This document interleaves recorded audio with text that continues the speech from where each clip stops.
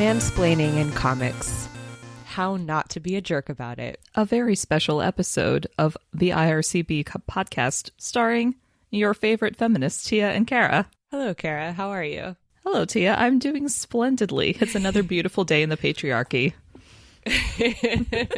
Beauty is very important to the patriarchy.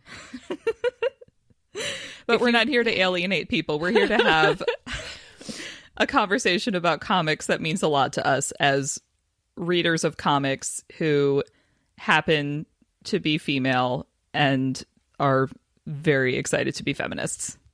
So here's what I want to say about this up top. We're going to talk a lot about things, and we're going to use some general terms like men. And I just want everyone to understand that what we're really talking about is masculinity. And even more to the point, we're talking about a certain kind of masculinity or a certain kind of behaviors that are coded masculine. So that means that sometimes people who do not necessarily identify as men may do these things too. With slightly different connotations, perhaps, depending on, a number of factors. But I just want to say, at a certain point, language kind of breaks down, and we all just kind of have to agree on some definitions here. So please do not get up in arms when we say things like men. We realize that not all men do this, and that these are more just behaviors that we're describing that are ascribed culturally to masculinity. They don't necessarily describe all men. I think this is a good moment to note that the word patronize yes is like a great example of this. Like that is a word coming from like patron, and I always think of it in terms of kind of being patriarchy, but it's kind of like Tia saying, it doesn't mean that like if you're a dude who's listening to this and you're like, well, I don't do any of these things, that's wonderful. Keep not doing these things. But some people do, and they do tend to be dudes because the power structure that we live in is one where dudes are generally in control. So... Well, and not only that, but it's more, I think that culturally we ascribe power to masculinity. And so if you do these things, you are asserting your power in a space which is coded masculine to behave in that way. Whereas to be feminine in a certain space is typically stereotyped as a more reserved, soft, pliable sort of set of behaviors, and also typically coded as less empowered. So, it's not even about well, I don't do that, so I'm going to keep being great, pat myself on the back. It's more just we are set up as a culture to reward emphatic displays of power, but there might be a better way. Stay tuned. Tia, how would you define mansplaining? Mansplaining is typically a behavior in which a person who, let's call them a man, see above definition, regardless of context clues, explains something to someone, let's call them not a man, who very likely already knows all of these things and or does not care. Oh, I like the and or does not care part, because that's generally my spot. I'm just like, and? I think that it's most typically used to describe things where you're like, yes, I literally have a PhD in this, but thank you. Your expertise is neither welcome nor appreciated. That's my favorite part of science Twitter, is when female scientists have to be like, this, like, literally my doctorate is in this. Why Right. are you trying to mansplain astrophysics to me? But I think that also my addendum of neither like appreciated nor cared for is really useful in comics, particularly when people are like, no, but you have to have read Grant Morrison. And I'm just like, I could not give Why? less of a teeny tiny rat's ass about this. And I exist perfectly fine in the space of comics not being a Grant Morrison stan. So really, I just don't know what we're talking about right now. Also, I don't care. Because like I always want to respond to that with like, okay, that's cool. Well, what do you know about this, insert like radical queer feminist canonical text here? Oh, you don't know anything about it? Interesting. When thinking about this topic, I was remembering my days as a teenage comics fan. Listeners of the show will know at this point it was all DC all the time for me. And I remember making conscious choices to maybe not wear a Green Lantern t-shirt in public spaces, for example, because then I had this kind of accurate idea that I would then, like, someone would challenge me on wearing this shirt. Like, oh, but are you a real fan? Did you know that, can you list like all the Green Lanterns and what sectors they're for? And like, when was Hal Jordan's first appearance and who wrote the arc that he was in with Green Arrow? And it's like, It's always Green Lanterns. Right. So I felt as a young woman who was trying to get into comics that I was aware, even at the age of like 16, that an older dude would challenge me about my fandom. And it was just kind of like it put kind of a cap on how into it I was willing to be, because I didn't want to like put myself in an uncomfortable situation, which looking back, I'm like, no, teenage Kara, that's not you. That's the weird dude putting you in an uncomfortable position. It's his fault. Don't think like that. But yeah. And I think that so like if you're a dude who's listening right now and you're like, I love Green Lantern and I would have loved to talk about Green Lantern to literally anyone who I saw wear a Green Lantern shirt, like, and maybe you're being a little defensive about like, how do I do this? Like, am I just never allowed to talk to anyone about Green Lantern? No, friend, that's not what we're saying at all. And let me give you just a little way to tell if maybe you are veering towards mansplain territory, and if so, how to pull back and take another path. And I do this thing? How do I do this thing, Tia? How do I not mansplain? Okay, let's do this. I'm teenage Kara, and I'm wearing a Green Lantern t-shirt, and you're random comics dude who's like, oh man, Green Lantern, I definitely want to talk about that. How do you approach me? Well, first of all, make sure that the subject is not giving off context clues that suggest they don't want to have a conversation with anyone at all. A good indication of that, for example, would be headphones. Don't approach people with headphones on. It's just not cool. Just don't do it.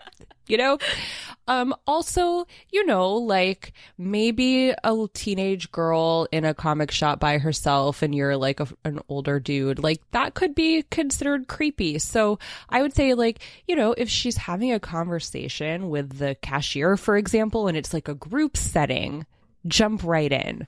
But don't just walk up to like random girls alone. And that's not listen, like you may be the sweetest guy in the world, but we have no way of knowing that. And so sometimes like we are automatically defensive when someone approaches us just because like, Richard Ramirez was real charming too. Like it just, I'm just saying like, okay.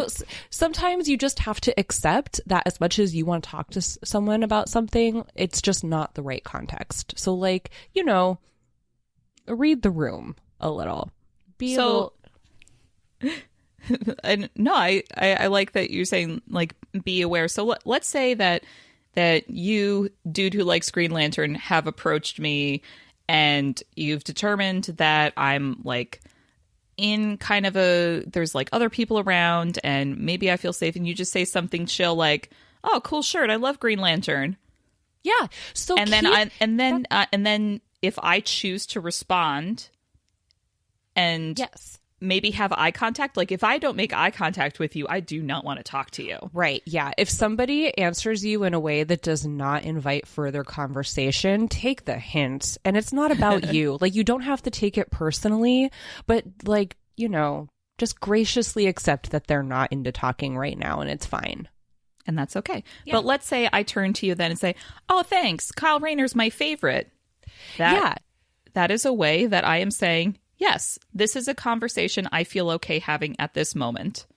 And also, I think that, you know, these are two great examples of how you could initiate this conversation, which is rather than making it about challenging the other person's knowledge. And maybe that's not even what you intend to do. But when you say this is my favorite, as opposed to what's your favorite, you may think that you're asking a nice question about another person, but it comes across as challenging and gatekeeping. And again, that's not your fault. That's just how the structure has been set up. And it's bad for everybody. We all suffer for it. So a way to kind of ease into that part of the conversation with a little bit more trust is to keep it about yourself. This is my favorite. I really loved this in this book. You know, if you want to bring up a specific book or say this is my favorite or talk about a specific creator, keep it on yourself and what you like about it, rather than trying to vet this other person's knowledge. If you bring up issue blah, blah, blah, drawn by so-and-so, and they have a lot to contribute to the conversation, then you know that they know what you're talking about. You don't have to ask.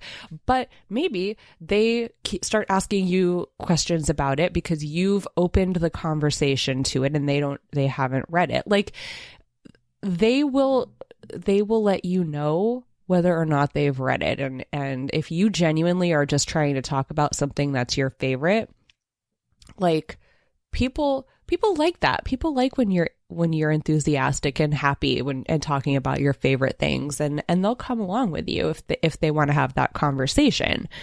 That's a very different thing than being like, what do you mean you haven't read that yet? Yeah. You know, or trying to make it into a trivia contest or something. That can come later when you've established a little bit more rapport with somebody.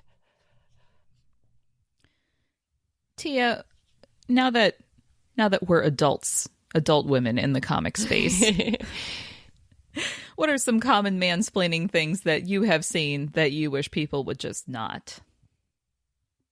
So, I think that it's a pretty common way of looking at fandom to say that connoisseurial fandom is coded masculine and transformative fandom is coded feminine.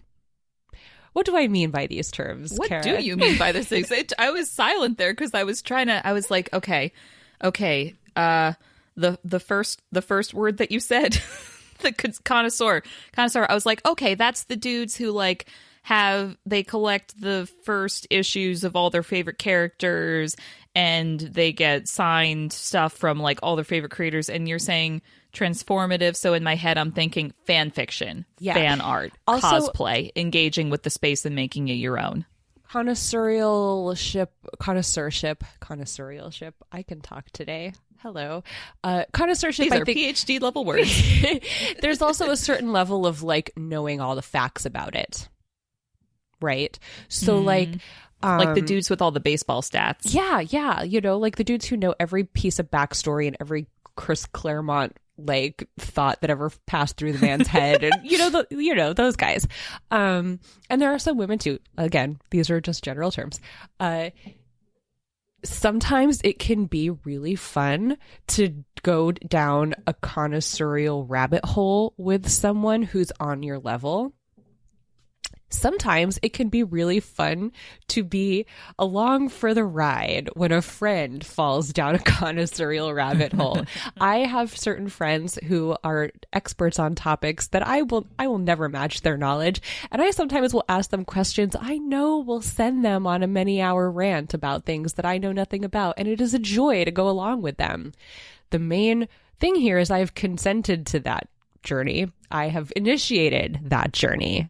It is not forced upon me. And then I think, yes, as you said, cosplay, fan fiction, transformative fandom is more about like finding the cracks between the connoisseurial aspects of spaces and filling them in with your own ideas. And, not everyone's comfortable with that either. So I think that just a really good way to meet in the middle is until you have a rapport with someone and you can understand the context clues clearly enough to know, like, okay, they're coming along with me on this. Just, when you talk about it with someone, keep it focused on what you like about it and what your favorite things are and what it means to you, rather than being the authority or demanding of them to, answer these questions. And just be cool if they don't know what you're talking about. Like, you don't have to be incredulous if someone's never read fucking Batman. Like, some of us have gone our whole lives without reading Batman and we're getting along just fine. And that's okay. Maybe the follow-up question is then, oh, well, what do you read that you like a lot? Sure. Yes.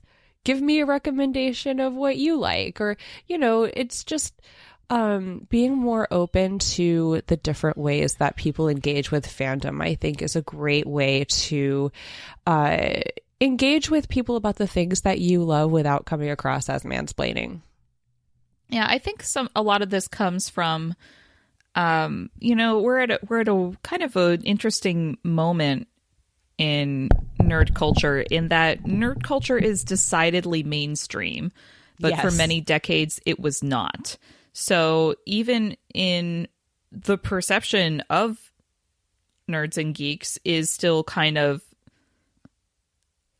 like wrapped up in the comic book guy on The Simpsons stereotype, where you're like, it's a dude in his 30s or 40s who's got a million long boxes and knows everything about everything and might be like a little socially awkward, when that's just not the case, because people of all ages and all genders and like everyone has the potential to love comics, but there's still kind of this insular quality that, whether self-imposed or not, to some of the communities. And I think we're at a moment right now where a lot of people who have been obsessed with comics for a long time and are now like, well, what do you mean everyone now knows who Iron Man is? Am I not special anymore? And it's like that. I want to discourage people from having a negative reaction to more people knowing about the thing that you like, because sure, maybe they're experiencing the thing that you've liked for a long time in a different context, but it's always better for more people to like the thing that you like. Here's an example. I loved the show Firefly. It only ran for like 14 episodes and had a movie, and that was it. But if more people had liked it, it would have stayed on the air for longer, for better or for worse. So when people are just like, oh man, like, Twilight ruined Comic-Con, I'm like, well, don't you want more people to be engaged in the thing that you like? Because this is capitalism, and the more people spend money on the thing, the more they're going to make the thing. Well, I do understand why people are like, I've put in the work to like this thing, and you just showed up and you're a tourist here. I understand why that is, it's like frustrating. It's like baseball. Like your team's doing great and all of a sudden there's all these bandwagon fans, but like, it's okay. They can be fans too. I was actually going to use a kind of a more toxic example, which is like, it may feel like gentrification of your space. Because, fair weather fans are annoying and they take up space. Gentrification, I think, comes with more of a connotation of like you're being forced out of the space. And I think that is where a lot of the hostility comes from, because I think these comic book guys, to use this phrase that comes from The Simpsons, and we didn't make it up, and so don't write us angry letters. I think that there's this idea that they're being forced out of the space, not that they have to like share the space. Grow the space. Yeah. And frankly, you know, there's I really do think that there is room for everyone, and like, you just because you put in the work to like the thing, it doesn't mean that that's like, none of that's being taken away from you. Your experience and your knowledge of the thing and the way that you engage with it, like, no one is saying that it doesn't count for anything, but like, not everyone is going to appreciate your expertise because that might not even be the way they're engaging with it at all. And for example, some of my favorite Avengers stories have been fan fiction on Tumblr. Oh my God, yes. Right? So, and you're just never going to convince me that the comics are better because I'm like, okay, but these two characters don't kiss in that. So no, like, it's just a different way of engaging with the fandom. Yeah, and that's, you know, okay. It really is. And I think that there will come a certain point where we can all be interested in each other's way of engaging. But if someone doesn't seem interested in your perspective, consider also that it might be for a really good reason, and that they might feel like they've been inundated in culture with your perspective or with people representing your perspective. And if they're engaging with the space in a different way, you know, it might just be because like they feel very like they have, similarly to how you feel, like they feel like they have to carve out and defend their territory there. And so like, I don't know, I just think that reading the context clues would be a great first step. Sometimes people are like, yeah, tell me, like, it's delightful to see how excited you are about this. And I can tell that you're not trying to challenge me. You're just trying to share your enthusiasm. But that has to kind of, the reception of that has to be there in order for it to come across that way. I am having a really real flashback to C2E2 last year because I was sitting down to rest my poor booted sprained ankle. And I was sitting kind of maybe like 15 feet away from a pole that had a chart that had an outlet. And this girl was charging her phone. And, you know, if you're charging your phone, you're kind of stuck there. And this dude like walked up to her and just kept talking to her. And I kept trying to figure out if like they knew each other, or like I was getting more of a vibe off her that she was being polite, but like he was like really into talking to her. But I wanted to be like, dude, she's charging her phone. She literally can't leave this conversation. You have to be the one to leave. So there's a really good example of a context clue. Like, if they're stuck somewhere, maybe pay attention to if they're making eye contact with you or giving you full answers with follow-up questions. Those are great context clues. Yeah, you know, there's definitely a, and again, we're speaking in broad cultural terms here. So if this doesn't apply to you, please do not take this personally. But typically, women are very aware of context clues for safety reasons. We learn this at a very young age. Whereas I think, you know, little boys are not really taught that because they're kind of not as, we don't perceive that they are in as much danger. Now, to be honest with you, I think that that is really harmful to young boys to not be taught the same sort of, like emotional and situational awareness as women, because they certainly are in just as much, you know what I mean? It's like, yeah, it doesn't really benefit anyone that we treat little boys and little girls differently in this way. But like, I do understand that a lot of men really just are not in the practice of reading these context clues because they've never been expected to do it. And so it could be hard to figure out. You know, but yeah, a really good way to tell is like, is the person making eye contact? Like, is their body language really engaged towards you? Are they asking you follow-up questions that are they giving you yes, no kind of one-word responses? You know what I mean? Like, try to pay attention to whether or not someone is really participating in the conversation, or are they just being polite because they don't know if you're going to like freak out on them or something. Oh, so sad. It's so real. I know. I think, my big thing with mansplaining when it comes to comics, my big problem with it is that it is gatekeeping. And I hate gatekeeping so much. Gatekeeping is basically like, envision a gate and you're the keeper and you say, you can only cross this gate if you answer my 3 questions. Like, don't do that. Like, kind of what Tia was saying earlier about challenging. If you're coming off as hostile and making someone feel like they have to prove that they're a fan, I would put that in the mansplaining category, and I would say that that's a problem, and that's contributing to a negative environment for everybody.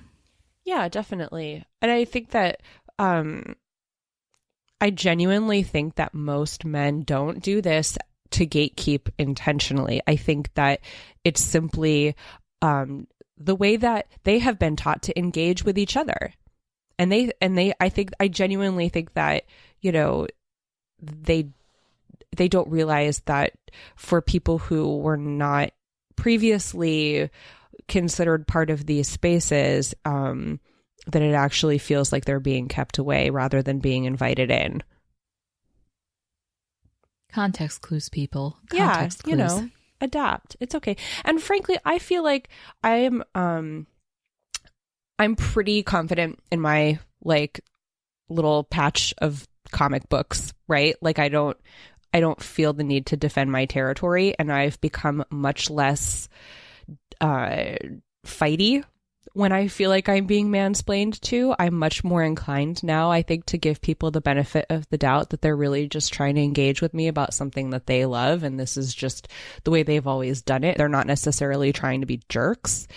And, like 99 times out of 100, I'm right. They're not trying to be jerks.